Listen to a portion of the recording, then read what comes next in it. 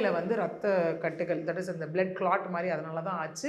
அதற்காக தான் அவருக்கு ஆப்ரேஷன் பண்ண வேண்டிய சூழ்நிலை ஏற்பட்டுச்சு அப்படின்னு சொல்லி யூஸ்வலாக எல்லா கேஸ்லையும் நடக்கிற மாதிரி இங்கேயும் காவல்துறையினர் அதை மறுக்கக்கூடிய ஒரு சூழ்நிலை தான் நம்மளால பார்க்க முடியுது. இதுல வந்து ஒரு 2 விதமான படங்கள பார்க்க முடியுது நேர்களால். தலைமுடியோட விசாரணைக்குள்ள வராரு.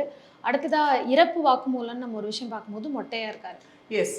இதில் வந்து பார்த்தோன்னா ஒரு 4 வீடியோ நேற்று மட்டும் பார்த்தோன்னா ஒரு 4 வீடியோ வைரல் ஆச்சு. ஓகே, அதற்கு முன்னாடி குடும்பத்தார் இதில் என்ன கிளைம் பண்ணுறாங்கன்னு நம்ம பார்த்துடலாம். ஏன்னா அவங்க ஃபேமிலி திரும்ப கிளைம் பண்ணுற விஷயம் என்னவாக இருக்குன்னா, அந்த ஃபிட்ஸ் அப்படிங்கிற ஒரு விஷயத்தை அவங்க இல்லைன்னு முற்றிலுமாக மறுக்கிறாங்க. என்னன்னா மெடிக்கல் ரெக்கார்ட்ஸ் அவருக்கு ரொம்ப கிளியராக இருந்தது.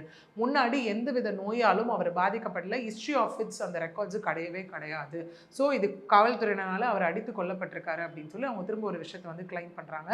நேற்றுலேருந்து ஒரு போராட்டத்தில் ஈடுபட்டு இன்னைக்கு மார்னிங் போஸ்ட்மார்ட்டம் முடிஞ்சு உடலையும் அவங்க இப்போ வாங்கியிருக்காங்க. ஸோ அவங்க திரும்ப திரும்ப சொன்ன விஷயம் அதுதான். நேற்று ஈவினிங் எஸ்பியையும் பார்த்து அவங்க சொன்ன ஒரு விஷயம் என்னவாக இருந்ததுன்னா, இல்லை இது வந்து கண்டிப்பாக போஸ்ட்மார்ட்டம் வந்து வீடியோ ரெக்கார்ட் பண்ணணும், எக்ஸ்பர்ட் டாக்டர்ஸ் வந்து அதில் இருக்கணும், ஓகே, மேஜிஸ்ட்ரேட் முன்பாக நடக்கணும் அப்படின்னு சொல்லி அவங்க சில ரெக்வஸ்ட் அந்த இடத்துல வச்சுருந்தாங்க, டிமாண்ட்ஸை.